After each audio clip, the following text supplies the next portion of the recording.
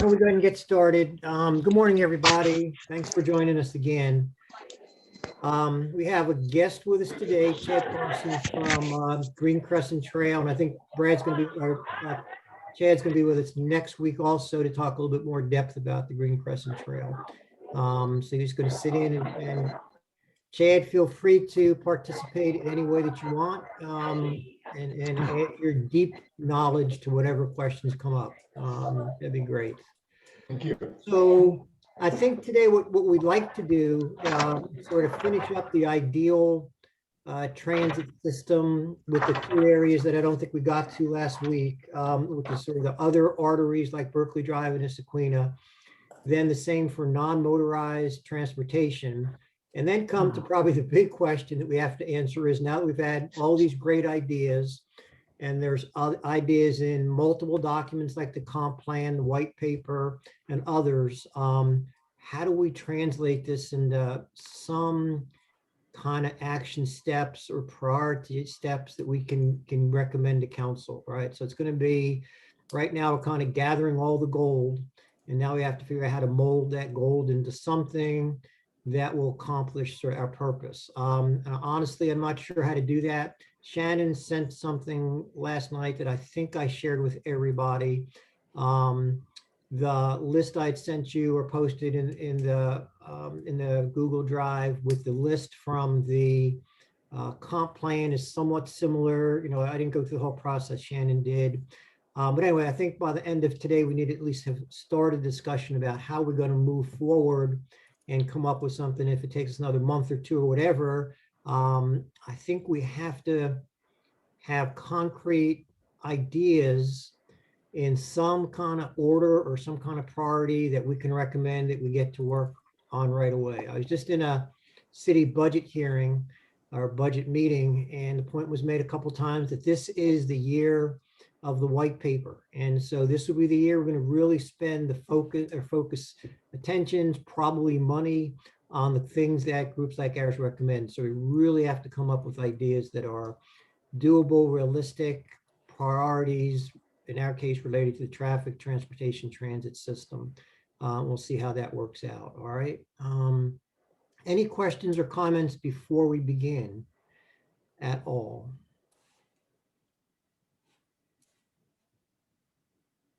Everybody's good? All right. And so we'll proceed like last week. If you have a comment, just raise your hand, either physically or, you know, just a little electronic hand thing, and we'll go from there. Also, I think by this time next week, I'm pretty confident, hopeful, I guess, that we will have a project manager person who will work with us and all the other committees. And I think that's going to help smoothen things out in terms of integration and some ideas for how we can move together. So hopefully, this time next week, we'll have that in place. All right. All right, good. So let's sort of go again, you know, and back to where we stopped last time, which was, you know, we talked about sort of 93, 123, and then someone, I forget who, said we probably also want to consider other roads, busy roads like Berkeley Drive, Issaquena, and maybe even others. And the same notion of what would you see those roads looking like if we really were able to impact things the way we wanted. And I'm going to do just like last week. I'm going to take notes, which I will organize and send out. Hopefully you got the notes from last week and they did reflect our thinking. But let's just open up with that. How would you see the other roads, not necessarily the neighborhood roads, because I think we talked somewhat about that, but the Berkeley Drive, the Issaquenas that are getting more and more traffic on them. And 133 is another example also that is really heavily trafficked. So if you sort of had your druthers and you said, this is the ideal thing I want to see on those roads, what do you have? You know, again, I'm just going to take notes, so I'll turn it over to you.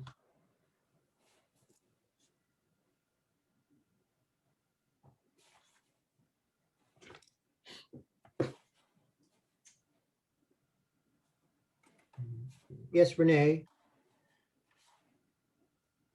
Renee, your hand is up. Renee, yeah. And Renee, you're muted, I think.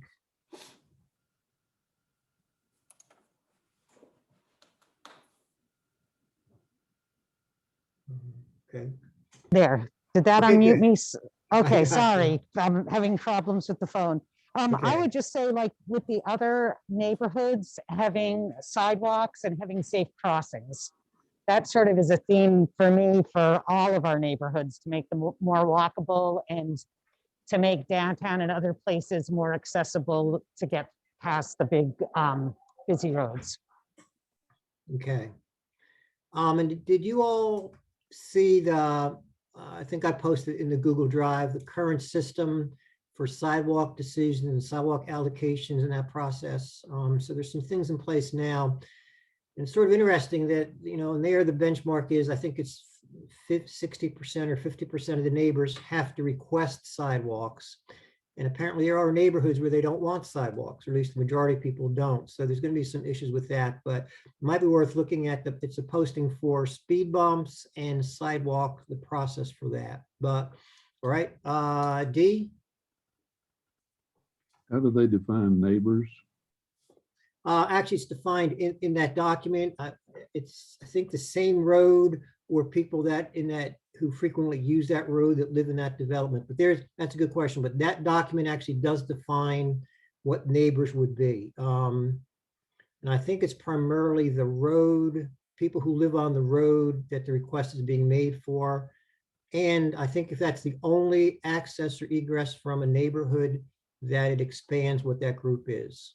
But it is in there, D, what that would mean.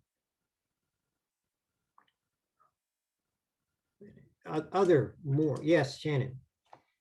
I said some of this last week, but I think for Berkeley Drive, finding some way to slow the traffic on Berkeley Drive.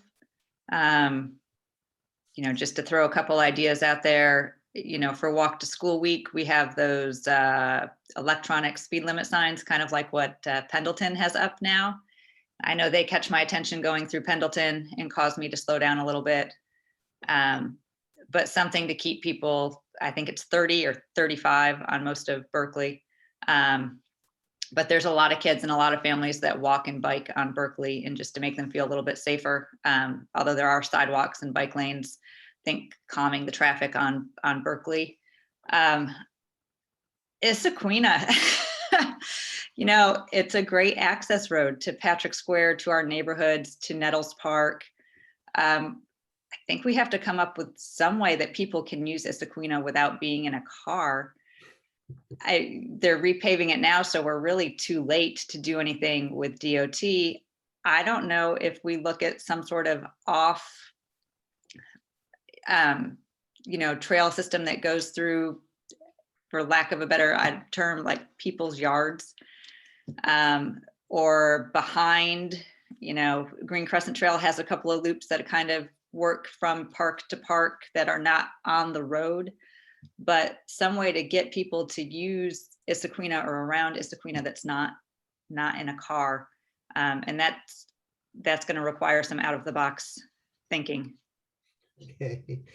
Yeah, if you've ever walked or run or jogged on Issaquena Road, it's a pretty scary thing to do. And I'm sure that there might be solutions, but yeah, that's sort of the kind of road you scratch your head and say, how do we do this? And what do we do? But okay.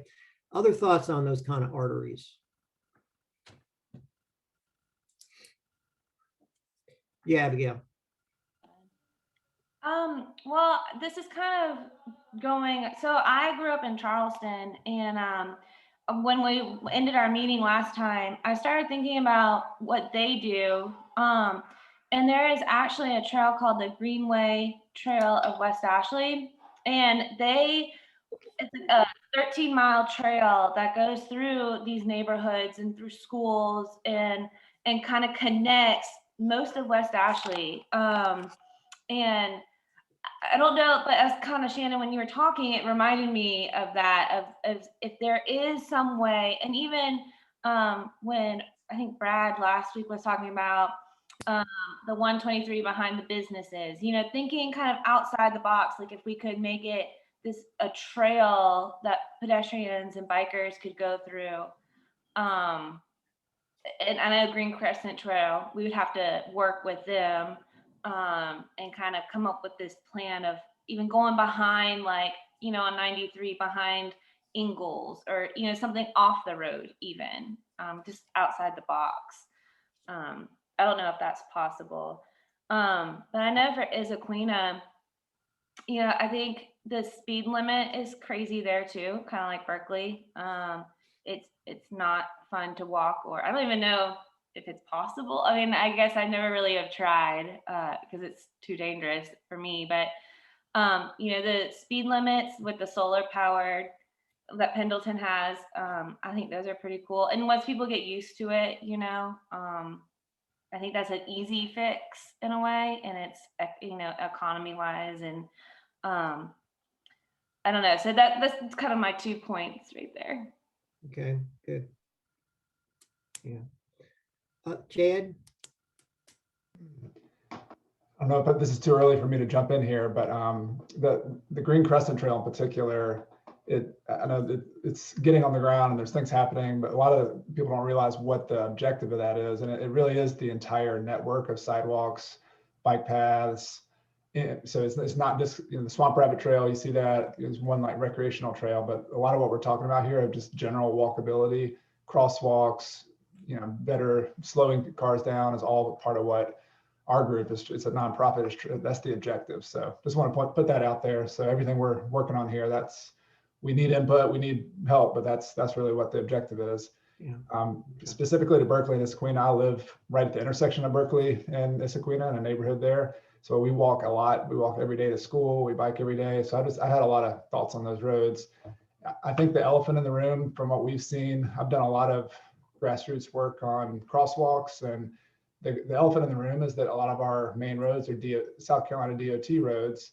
And the conversations that I've had with South Carolina DOT and sitting in with their engineering departments, good people, right? They have their objectives. They have things they have a lot of things they have to consider. I know beyond just me and pedestrians and crosswalks, but my impression is that their objectives and their standards for how they engineer their roads are not the same objectives as we in a community trying to get people to safely cross the street. This is not. So I think that's the elephant in the room is that Berkeley Drive's a DOT road. Issaquena is a DOT road. College Avenue with the 4 lanes is a DOT road. Even Frontage Road, road going in front of the Clemson Park is a DOT road. And they would love to give them back to the city, I'm sure. And if we would take over the long-term maintenance, that's another money thing. So if we could wave our magic wand, I would say the city we would be much better off taking over all of these roads. Now, can we afford to do that financially? I don't know, but we would be able to do things like on Berkeley Drive, putting where the bike lane is there, you could put protective bollards, you could put some kind of physical barrier to basically diet the road, squeeze the road a little bit. Every time I've asked the DOT about that, there's been no, that's a hazard for cars to do that kind of thing. And so I just think there's a disconnect there that maybe could be solved with more conversations. Maybe it could be solved by us having it in our plan. This is our objective. But I think that's a big obstacle that whatever we decide here, we've got to have some ongoing conversations with the DOT. And I think the city, from my conversations with the city engineer, Chris Shavar, they have this objective. They know this is what a lot of people in town want, and they're willing to have that regular conversation with the DOT, but it's an uphill battle. I think that's my point here. Yeah, that's great. Great input. That is. Dee, did you have your hand up? And Yes. Wayne, you'll go next. Wayne next. If the city takes a road from DOT, is there some cash flow that accompanies our taking that responsibility? Being from DOT, I don't know, but I'd be surprised. Brad, do you know, or Chad? Yeah, so there wouldn't be any cash flow from the DOT. You might get a little bit from the C program from the county. But as far as whenever we take the road over, the only road that I think that the city has or can afford to take over is College Ave, because that would be streamlined to get the downtown corridor plan in place. But right now the DOT, it's like Chad said, they own down to the subway, and they're not in favor of the downtown corridor plan. Whenever I talked with Michael Holden, the previous district engineer 2 years ago, he looked at it and says, "Oh, I see all kind of flaws. We're not going to support this right now unless y'all take the road over." And that was in 2018, first part of 2019.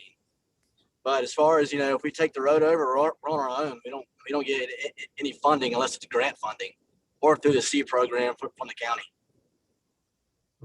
Okay, good information. Wayne and then Lisa. Yeah, I have some comments, and a lot of my students have worked for DOT. I mean, and so not that I'm defending the DOT, but again, they will allow us to do certain things, but we have to pay for those things on and over and above what, for example, like signals, when we want in Clemson, we have a lot of mast arms. The DOT won't pay for mast arms. And so we pay for the mast arms. The DOT will design and put in cable, et cetera, for signals. And so improvements to Issaquena, and Chad was talking about from a bollards and traffic calming is not a danger to cars. So I'm trying to understand where that's coming from. And so that maybe there's a miscommunication with DOT on that. However, Issaquena, one of the primary goals of Issaquena is a collector. It's a fairly, there's a functional classification system within the DOT. We have, arterials and collectors, et cetera. And so the arterials, so we have the local roads that dump onto the collectors, that dump on the arterials, et cetera. And I think Issaquena is a collector and arterial. And that being said, then it is a fairly major road, and its purpose is to move traffic. But again, though, safety is absolute paramount to the DOT. And so safety to pedestrians. If we look at fatal crashes in the state, it's mind-boggling the number of pedestrians that die in proportion to car crashes. If a pedestrian's in a car crash, the chances, it's a 25% chance that the pedestrian will die. And versus in a car crash, it's very, very small. There is 100,000 car crashes in South Carolina every year. There's 1,000 fatal crashes. And so I guess again, going to Issaquena especially, we have a couple of different types of measures. I mentioned this the other day about traffic calming measures, and there's two types of traffic calming measures: those that are speed reduction and those that are volume reduction. Volume reduction is what we kind of want to do possibly in downtown to minimize cut through. But the speed reduction measures, Chad was talking about the roadway diet and what are called neck downs, making things narrower in spaces, especially at crosswalks. We have bulb outs and things like that where the curb is extended out to narrow the roadway. And that's really important from a pedestrian crossing standpoint, especially with 4 lanes. Oh my gosh, it's always an issue where a car yields to the pedestrian, but so then the pedestrian thinks that they have a safe haven to walk, but the car right next to him is one that takes out the pedestrian.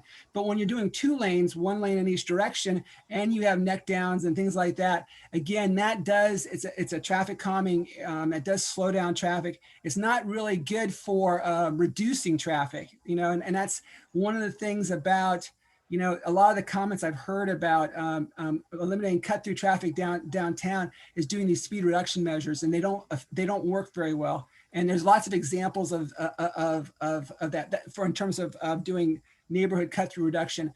If because the city, the drivers say, well, this is still faster, so I'm going to go that way. And so they won't say that, well, sign says go this way. They won't do that unless they're convinced that it's truly slower. So I threw a lot of things out there, but the DOT, I want to say that they are our friend, and I think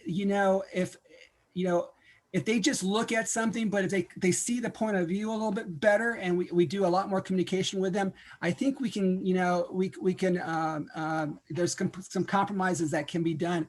But at the same time, they pay for things along Issaquena. And so improvements in Issaquena is a whole another issue.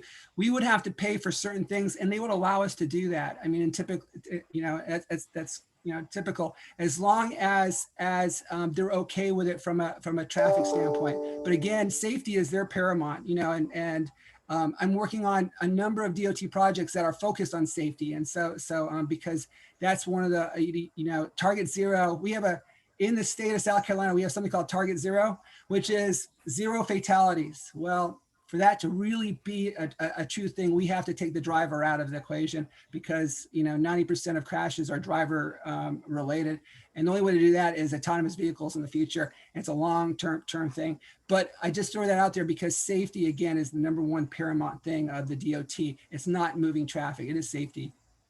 Yeah, good points. Thanks, Wayne. Lisa and then Renee.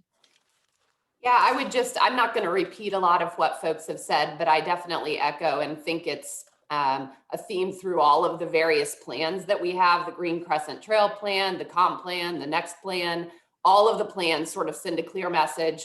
We've got to stop focusing solely on cars. We've got to start focusing on ped bike. I mean, so I think that if nothing else comes out of our committee, I sure hope that does. The other thing that I want to mention is that I agree that I think that the DOT is not, I don't know that they're our friend, but I also don't think they're our enemy. And I certainly don't want them to be an excuse. Like, I think we've got to stop saying we can't do something because it's a DOT road. So that is the other thing that I feel like has to come out of this committee, is to say that, yes, maybe the city can't take over fully some of these roads, but it doesn't mean that we have to stop trying then to make them better. And Andy seemed to suggest in one of his emails that even along 123, which is maybe a roadway that certainly is meant and has to move traffic, that the city was still able to work with the DOT through encroachment permits to make that, to have sidewalks, lighting, whatever. So yeah, I guess main point is, let's not use DOT as an excuse. Even if the city doesn't have the means to fully take over a road, potentially they can apply for encroachment permits, make the ped bike facilities along those roads a lot better. Yeah, really good. Excellent. Renee? I was wondering, I feel like the DOT is such an essential part of what we're trying to accomplish, but they're not in our conversation. So, is there a way that we could get in contact with the people in Clemson that, would actually be able to tell us some things and invite them to our meeting, or just so, now there's more of a communication and they're not just some idea that's controlling that we're going to have to get through. I feel like that's something that this committee needs, is Clemson University is going to be a huge person involved in this as well. And so let's get the conversation. When we're talking about strategies that are coming, one of the things, we got to get these people involved. Like, we can't just be a committee standing on its own. So I don't know how to get in contact with the DOT and invite them, or make them kind of attend 1 hour meeting, and just kind of maybe get the ball going on that. Yeah. Good. Okay. Actually, Brad has his hand up, and he's worked a lot with DOT, Abigail, so he can probably help us with some of that. Brad? Yeah, good luck getting anyone from our district right now. Brandon Wilson is our new district engineer. He lives in Bowling Springs. So when he wakes up in the morning, he's thinking Greenville, Spartanburg counties. And then his assistant, Craig Nelson, used to live over here in Patrick Square. Craig's moved away, and I don't even know if Craig is even in this district anymore. And I've also spoke with Emily Thomas, Melissa Evans, who are the main department heads there in Columbia for the traffic safety office. And they said, well, we're just so busy, get a plan or get some type of a memo and just send it to us via email, try to keep us in the loop. But as far as getting any type of participation, good luck. I've tried to get Brandon or anyone to join on our ClemsonNext committees meetings, but that it's been crickets. They just don't have the inclination to do it, I guess, because they got other things going on that's much bigger than what we're trying to accomplish. So, but from our perspective, this is a big deal for us. So, like I said, I've tried. A little bit frustrating, though. I agree. It's just a little frustrating. But we will keep trying. I like that point about not using them as an excuse. And part of that will be to keep trying to work with them and using Brad's contacts. But that's a good point. Wayne? Yeah, and so one of the heads of traffic safety is Drew Stokes, and he's one of my students. So it's not something that the DOT will be able to join weekly, but if we want them to get into, okay, so here's what we're thinking here. Can you help us with these ideas? I guarantee that we can I know I can get Drew, because I got him last week to come and meet. And so I will take away his degree if that's and Emily too. So some of these they'll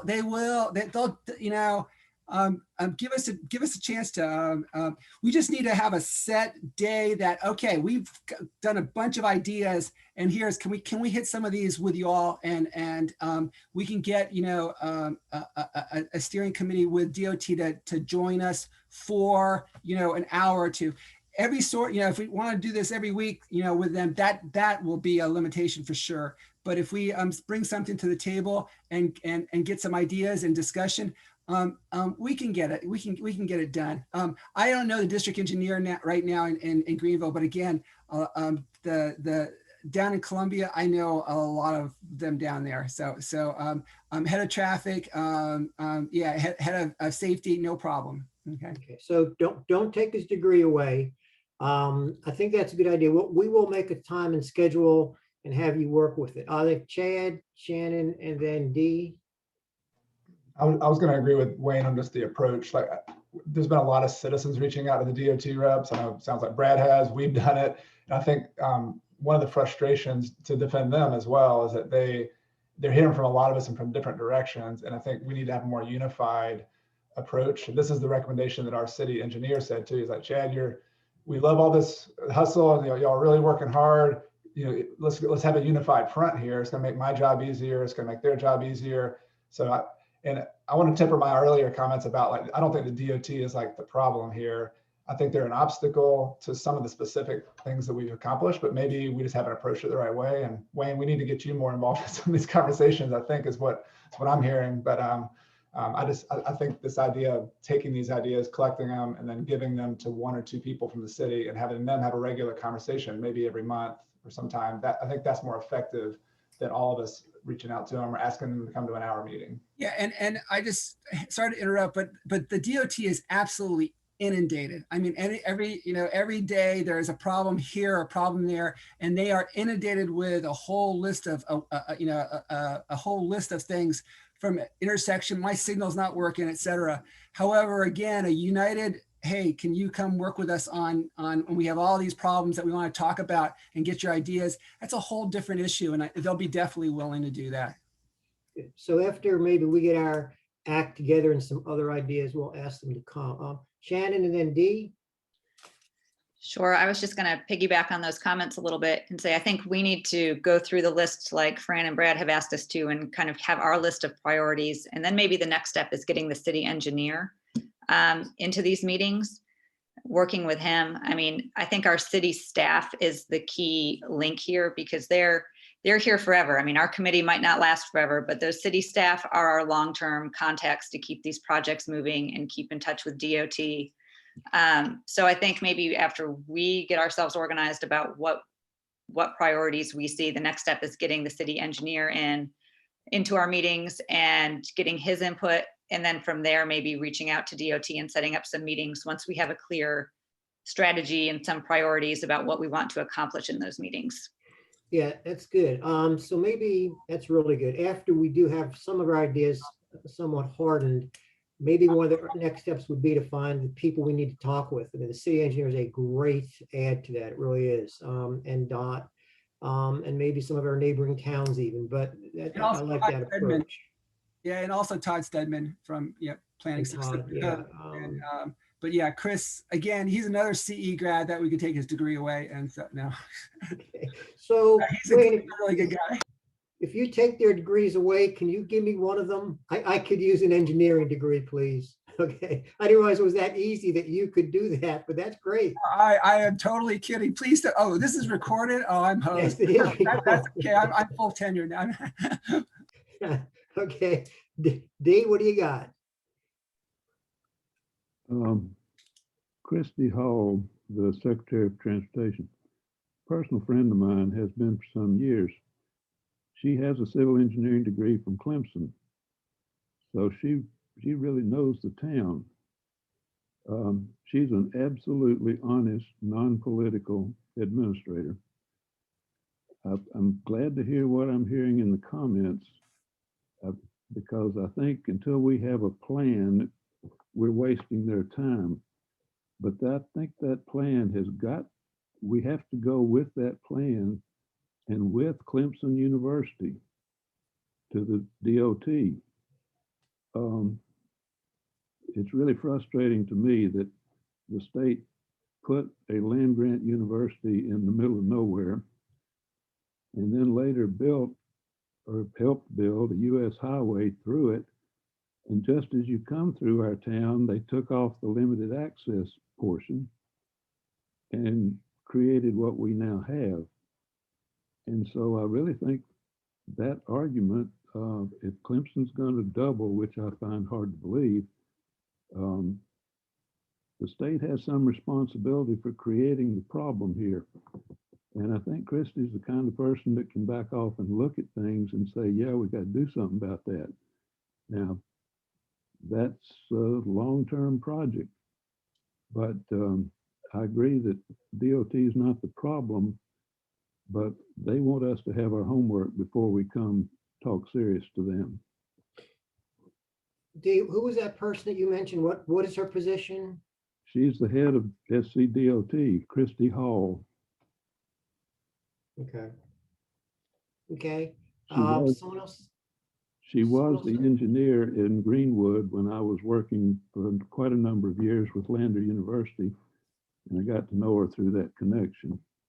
Okay, that's great. Take advantage of that too. Abigail. Yeah, I mean, I kind of think like the next step, even for like next week, what if, you gave us that document of priorities and I don't, was it Shannon maybe that shared her input, like, what can we do like this year even, like what is something that we can get done quick, and just kind of go through it and really highlight and prioritize where we are, and then have everyone submit, their idea on that and kind of see like, where are we all thinking? Because I think we need, when we go to the DOT, it's got to be so sharp and so well researched even that they can't ignore us. They can't push us aside because we have our facts and we're a united front. Even when we go to Clemson and we start on the priority list, it talks about, meeting with the president and the board of trustees and all that, but we have to have our research done. We have to have our stuff together. And I think part of that is like sharing documents and moving forward from this idealistic idea, because I think most of us, we want pedestrian safety. We want bike lanes. We want sidewalks. Everyone in this group, I think, can kind of agree on that. So as a group, why don't we share, like the one person did, I looked at her ideas and I was like, wow, okay, we're aligned on these. I have more questions about this. And then, if you know people, let's get their contacts in. Let's start inviting them to the meetings. Let's, so now it's not just taking notes and emailing, like next week, let's say everyone submit and share it on the Google Drive. And then we can kind of go through and prioritize, where we're going. Yeah, that's good. That's kind of our next topic. Look, before we do, just very, very quickly, if anyone has any other ideas related to the non-motorized transportation issue that we haven't, a lot of stuff this morning we actually talked about different contexts, but does anyone have anything else to add in terms of the ideal or the wish list for non-motorized transportation? Yeah, Lisa. This is more just sort of like, maybe I'm jumping ahead, but I just feel like we need to convince the city to put a lot more money every year towards the infrastructure that we actually want to see. Okay. Yes, absolutely. D?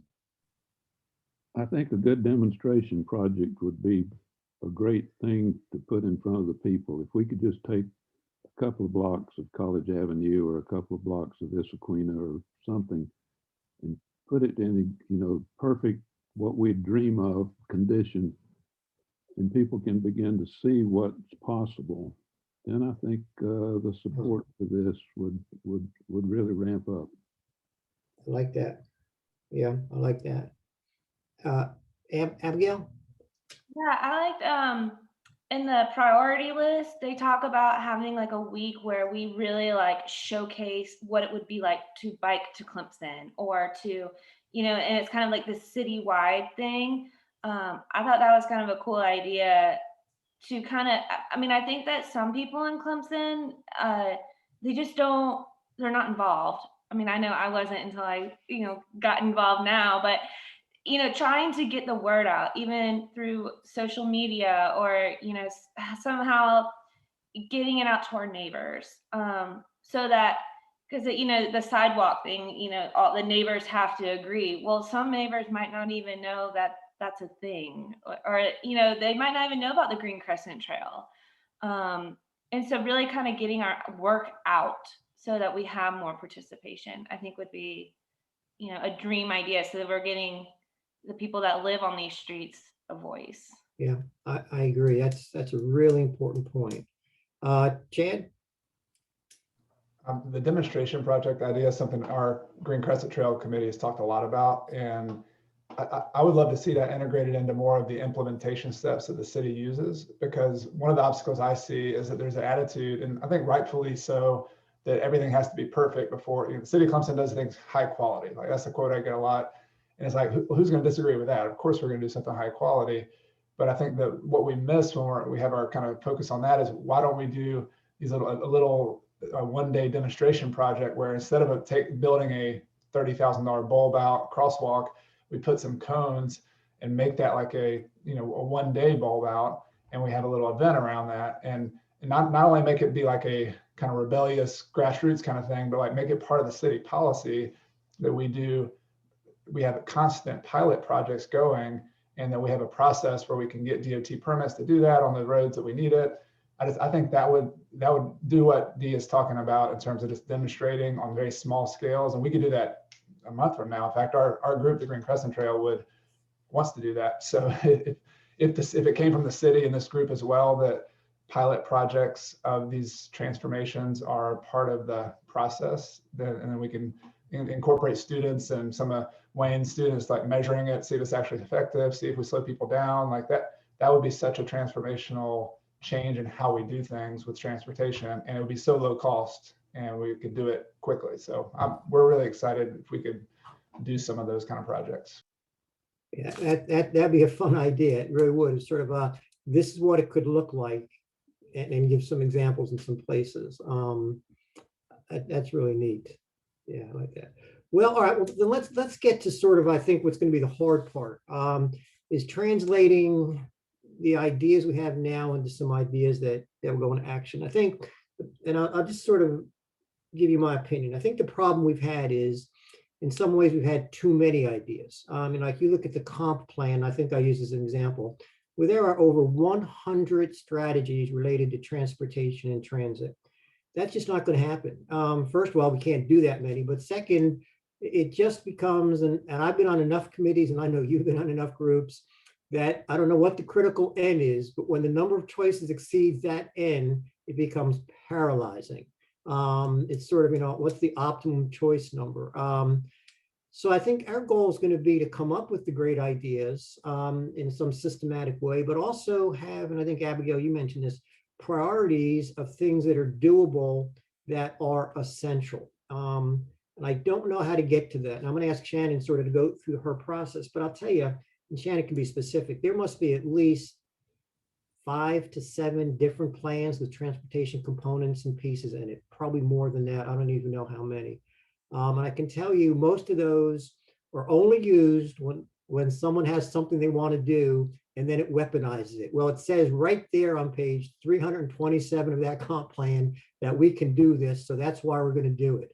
So I think our goal and our task is going to be to translate these into some meaningful, and I don't even know list, because it might be more comprehensive than lists, that really can also be measurable. I mean, I would like us to get to the very point, we are actually saying things like, every year there will be at least 5 miles of sidewalk added to the city. I just think the more we can be at that level, the more likely it's going to happen. 110 good ideas are just as bad as 5 bad ones to me, to be honest with you, because you can't grab that.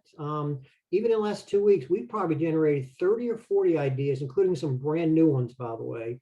And I just don't know how we go from here. So Shannon, I think, was sent last night, had maybe a process. So let's take the last 20 minutes we have and just sort of brainstorm what do we do next? I'll give you the end point, right? The end point is I think we need to give ClemsonNext a concrete proposal related to the traffic transportation system to get it to be what we think it needs to be. Now that will stretch out, and I think Dee talked about the bypass. That's going to stretch out 15 to 20 years.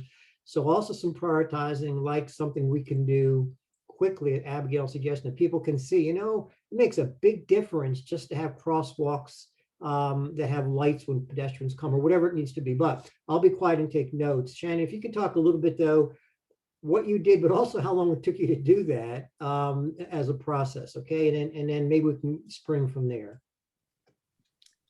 Sure. So when we met last week, I think some of us were a little confused. We kept talking about the comp plan, and then we had these ClemsonNext recommendations. And so I took the document that I think Brad had sent us all previously that was all of the comp plan recommendations related to traffic. And I tried to go through there and pull out just those recommendations that also fit with the ClemsonNext recommendations. So group them. So that's the document that you have. So in the process of doing that, I also realized that some of those comp plan recommendations, there were some that I know that have already been worked on, things like adding cat bus shelters. So they just added a cat bus shelter out on 93 in front of Sardi's Den. So some of those things you can see the city's actively working on in the comp plan. But a lot of them, there's a lot of redundancy. And there's a lot of different terminology that I think we use to discuss the same things. So in the comp plan, it refers to the Green Crescent Trail Plan, the Downtown Corridor Plan, the Master Greenway Plan, the Master Bikeway Plan, and some sort of Master Sidewalk Trails Plan that I had actually never heard of before. But I think those are all talking about the same thing. So maybe the city needs those individual plans for different funding or different city-related tasks. But if we can find one way to put all of that into one plan and just talk about one plan, and then maybe break it down into areas of the city, might be one way for us to move forward. The other thing is all of these things, a majority of these items. So we've got one big box that's CAT in transit, right? And we've talked about that, the things that we need to do to move the CAT system forward.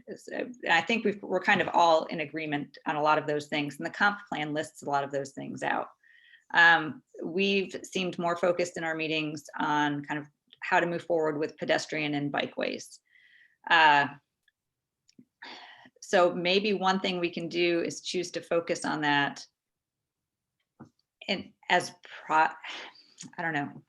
projects. Like if we looked at combining maybe the Green Crescent Trail and the Downtown Corridor Plan, because it's all doing the same thing, basically, I think, right? We're trying to get people off the roads and out of cars.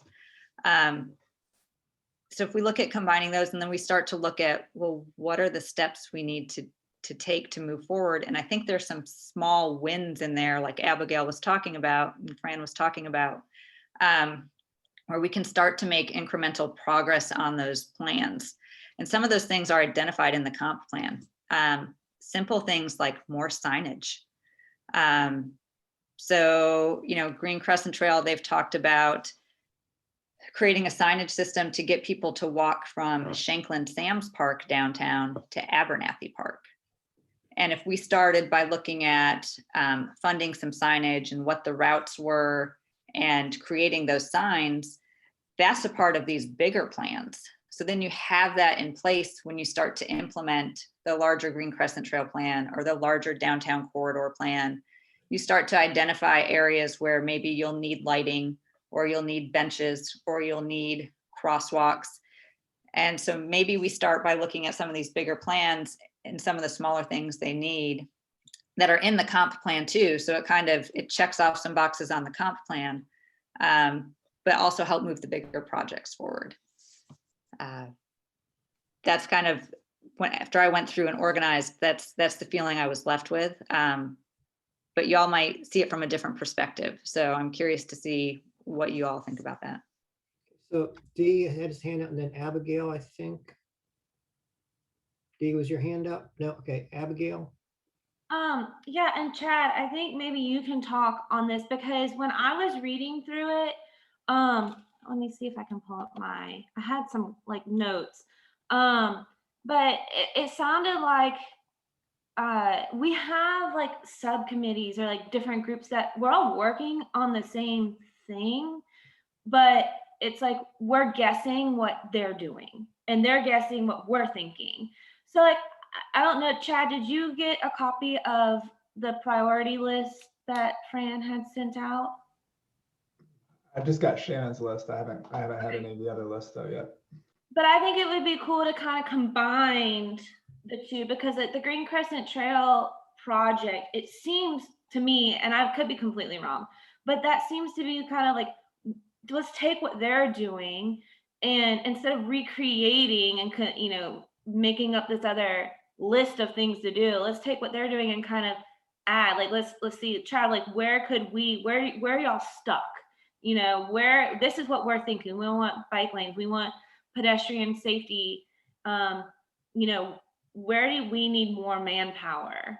And then, you know, I think we need to get some like surveys out. You know, let's look at we have the college, guys. The college is almost a blessing, because we can use the students to help us get information, because one of our priorities is to get them off the road. Well, why aren't we asking them why they're driving their cars? Like, where are their insecurities? Where they do not feel safe? Do they not know how to get from Abernathy Park? Do they even know where that is?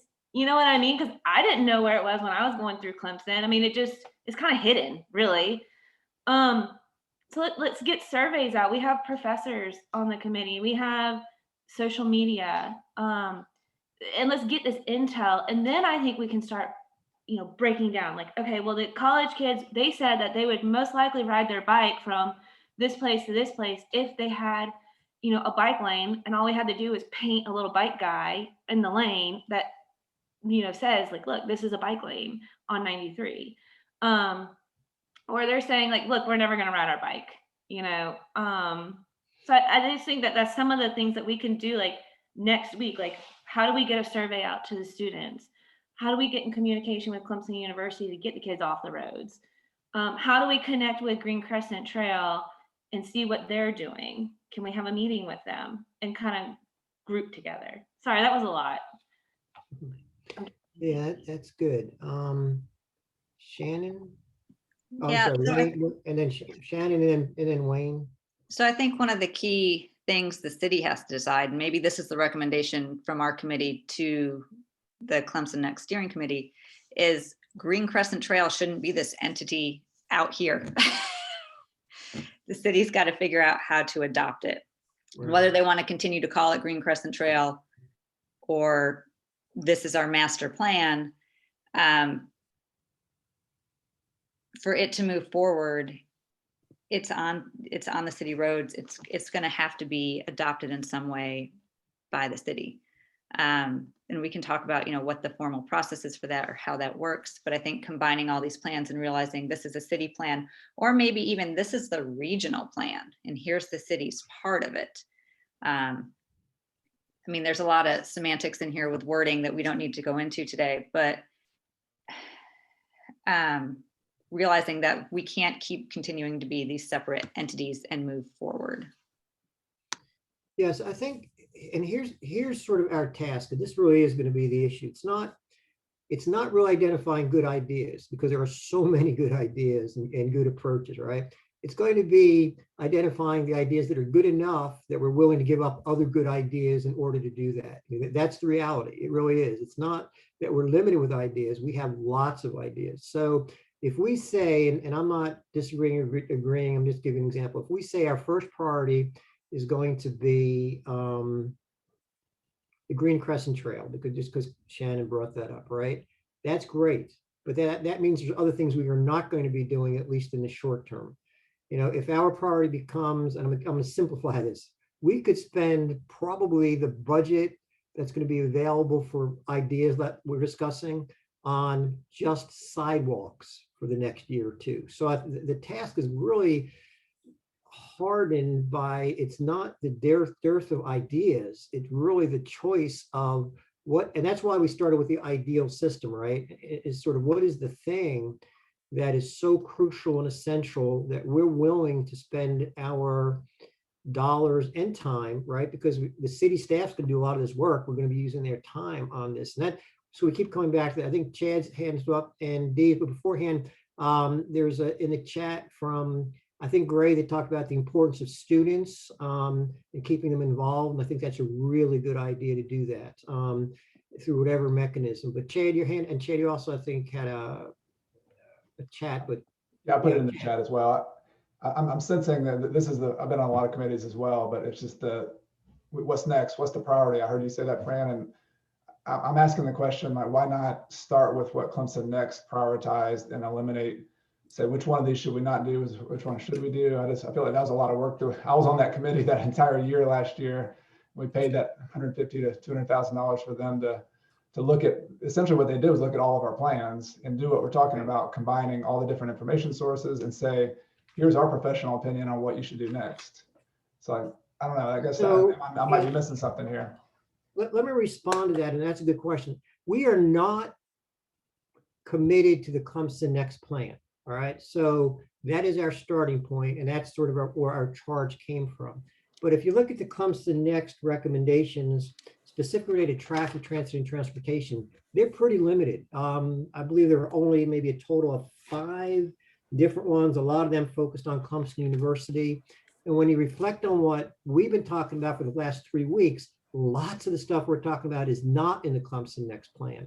And that's going to be kind of part of the issue here, that it's not, that is not what we are bound by, but that is our starting point. And my personal sense from the Clemson Next plan is that we can do a lot more than that plan is saying, but it still has to go through other levels. All right. So yeah, we start with Clemson Next, but if I remember, I think there were 2 areas and maybe a total of 5 recommendations. Shannon, you may know, or Brad, you may know. But anyway, so yes, we are not tied to the Clemson Next plan, but we need to start with that. But could grow. The top 2 recommendations were, we're 50% underfunded on CAT. Right. And we need to, and then, I mean, they're pretty specific. And so I get it, like there are also other things that need to be included, but like if our charge is we'd have 100 projects to work on and we need to narrow them down to some manageable level, like I still think that's a reasonable, manageable level to start at, because then we can also add in other ones later. But the regional traffic study was in there as a recommendation as well as part of the. So I mean, I don't know. I think you could get 5 projects that are in Clemson Next and say, there you go. Those are but maybe there's an additional one we need to add on, and I'm kind of stepping in here. Yeah, well, look, like I don't remember, Chad. Maybe there is. I don't remember that there was anything there about, for instance, neighborhood safety, and all this traffic calming in local neighborhoods. But anyway, we will go through that process and certainly do that. Hands are popping up all over. Lisa, and I think Dee and Abigail. Lisa. I guess I mean, I've got to say, I agree with Chad. I've been a little confused from the start. I thought our starting point was going to be Clemson Next, as you said, and then we would, I mean, there are a number of ideas in there too, but I thought that plan did a good job of constraining the multitude of possibilities to what is the highest priority. I worry a bit that if our group is working from a different plan, the comp plan or something else, that we'll be heading in a different direction than some of the other committees. But one thought to that, if we feel like something's missing from Clemson Next, could we still start with those priorities? Because I think they spoke about, investing more in transit, investing in the downtown plan, investing in the Green Crescent plan in specific segments first rather than last. And then if we feel something's missing, like to your point, specifically neighborhood safety, maybe that's our commentary to the council, is that we like these priorities of the Clemson Next plan, but we think that this one and this one is missing, and we leave it at that. Yeah, so the answer is yes, and that's a good idea. But again, just to clarify, council has not accepted Clemson Next we have just thanked them for doing it, right? So we are not, absolutely not bound to the Clemson Next, but the genesis for this group and the beginning charge was to look at the white paper as the beginning. But absolutely what you just said, you know, maybe that's a good starting point to verify or to agree from this group that the Clemson Next, whatever number of recommendations are the primary ones with these added. I mean, we could certainly do that, would save a lot of time. So the answer is to all your suggestions that we can start there and end there if that's what this committee wants to do. We can start there and grow from there if that's what this committee wants to do, or we can totally ignore it and reinvent everything and have another plan for the next. Please, let's not do that. That one more comment and I will be quiet. I promise. I worry we're going around in circles. Like, I think I heard from Brad that there was the comp plan was never sort of officially adopted by council. Now Clemson Next, you're saying council's not officially adopted. So if these plans aren't officially being committed to, we will forever be in this pattern of like, let's plan again, or let's reprioritize. And I don't want to be complaining or critical, but I do feel like we may want to, another recommendation may be to move from the phase of strategizing to the phase of investing and doing. Yes, again, just to clarify, council did approve and accept the comp plan. Okay, I thought Brad was saying to, they did not. We have to do that. That's actually a legal state requirement. We also accepted it with the suggestion that it be modified and we keep looking at it. But council has accepted the comp plan. But now, not the next plan? Accepting the comp plan does not mean that we're doing everything in there. No, we didn't accept the Clemson. We accepted the report from the committee, but we didn't accept their suggestions as what we were going to do.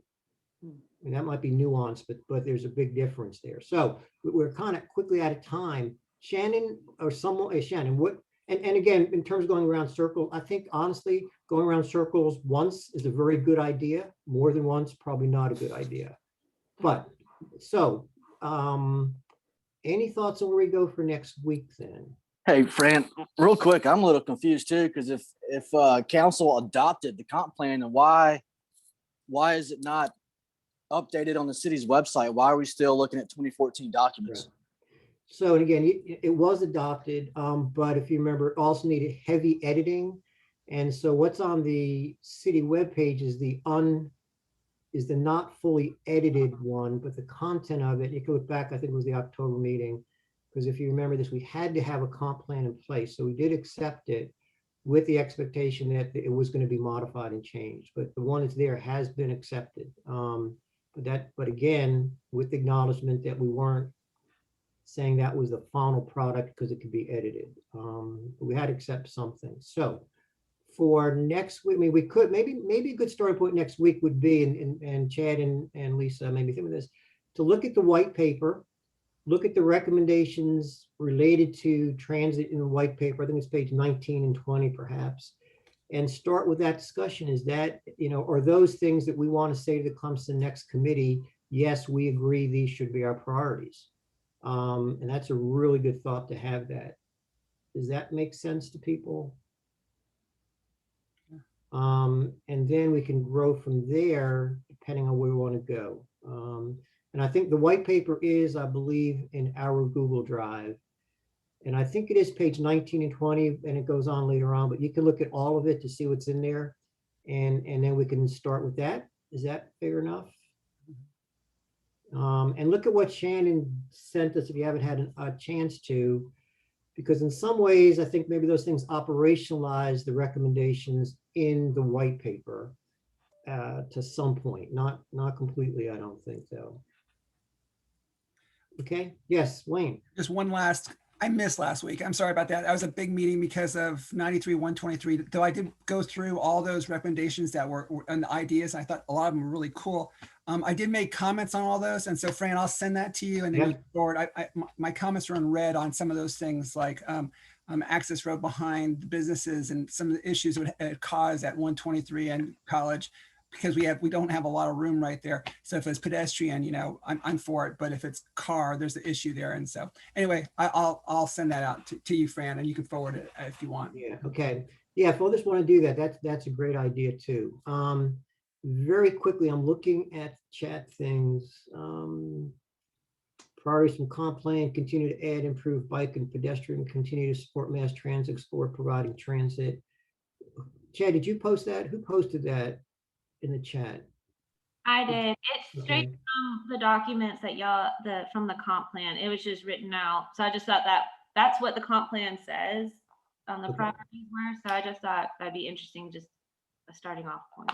The comp plan or the Clemson Next white paper? It says from the comp plan. I think those Okay. three are from the Clemson Next. Those three high level, Yeah, they I think basically align with the Clemson Next. Yeah, okay, so let's look at that. That's a really good suggestion, what the Clemson Next plan is, and look at the comp plan stuff, and we'll get into it from there. But again, just to clarify, the comp plan was accepted by council, and it had to be because that's a state requirement, but it's not cast in stone. The white paper, the Clemson Next, the report was accepted as the final product, but it was not blessed as what we were going to do. All right, but it is, and that's what the Clemson Next committee meets on Wednesday. Actually, we continue to have those discussions about, for instance, whether we're going to accept the idea of the catalyst zones and which ones we would accept, if any. So that's not a plan that's been adopted, and that's why this committee exists. D, and Brad, I'll get to you too, D. The city has to do a comp plan every 5 years, Right. but I think you're free to redo it anytime you like. You are right. You're correct. Right. So it has to be done, I think, 10 years and reviewed every 5 or something. But yeah, but we can change that as soon as we want. And I think we approved it, Brad, to get to your point, with the assumption that there were going to be changes in it, not just editorial. But Brad, I'll give you the last word. Your hand is up. Yeah, so the comp plan, I mean, I've said this many times before. In 2018, when the update started, there was a lot of volunteer work, a lot of communities, people from different communities came in and did these subcommittee meetings for 6 to 8 weeks, and a lot of volunteers from the residents. So whenever you say the council has to edit, does that mean change the content, reword it? Are you guys going to strike through some of these strategies and objectives? Because I'm getting that's kind of where my mind's at whenever I hear Todd speak, that council is allowed to go and edit or change things. And I'm already finding where he has kind of reworded some of these strategies and whatnot. And he's even kicked out the idea of LED lit crosswalks, Right. and in pavement LED lit crosswalks. So I'm a little confused too about the comp plan and where it's at. And you know, the PC approved it, pushed it on through in late 2019. So now council is just now getting around to doing the edits and whatnot. Is that correct? So so it was accepted. And then COVID came and was accepted with the expectation was going to be edited. And by edited, no, I don't mean cross things out, but each chapter, if you remember, was done by a different person. So fonts are different, references to tables are different, formatting's different. So it's at that level of editing that I'm talking about. But yeah, I mean, council can change the comp plan. There's a process to do that. But the editing I'm talking about really is the editing in terms of format, Just grammatical references, consistency in language, spacing kind of issues. So yeah, and that was supposed to be done, but sort of fell asleep during COVID, we'll say. But as Dee indicated, we had to accept a comp plan. You don't really have a choice about that, and it can still be edited at any time, though. So I hope does that help, Brad? Yes, it does. Thank you. Okay, but it can still be changed, and we'll change. All right, so just to review, so for next week, following up on Chad's thought, try to look at the Clemson white paper and the section. I think there are 2 different sections, but the sections with the recommendation related to traffic, transit, and transportation. It'd be pretty nice, actually, if we could next week talk about if we as a committee, as a starting point, want to bless those and move forward. You know, the notion that we accept those as at least a good, valid point that we want the city to do. I think we're still going to have to come back and prioritize and decide exactly how we're going to do some of those things, but that'd be a nice piece of work to do that. But I think our conversation, we have done more than what's in the comp plan, or not, that's in the white paper, and areas that are not in there. But look at what Shannon sent us as a model, because we'll have to get to that step at some point, regardless of what we do with the white paper. And then look at the list of all the items from the comp plan, not the white paper. That's the 100 and whatever, and see where those fit. and Chad, you're going to come talk more. And actually, when you talk about Green Crescent Trail, maybe tied into the white paper and sort of what we're discussing, Chad, that would help us too. Yeah, this seems like an important project just to approve or not approve the white paper. So I'm happy to defer or just integrate my conversation about the Green Crescent with some comments as we go. I don't want to distract from what you're doing. That'd be great. And you are now on the committee, Chad, so we expect you every Friday morning at 9 o'clock. All right. I'll write these notes up and send them out. And then we'll go from there. All right. This was a great meeting again. This is 60 minutes of lots of thought. I'll see you next Friday, same time, same place. Thanks, committee.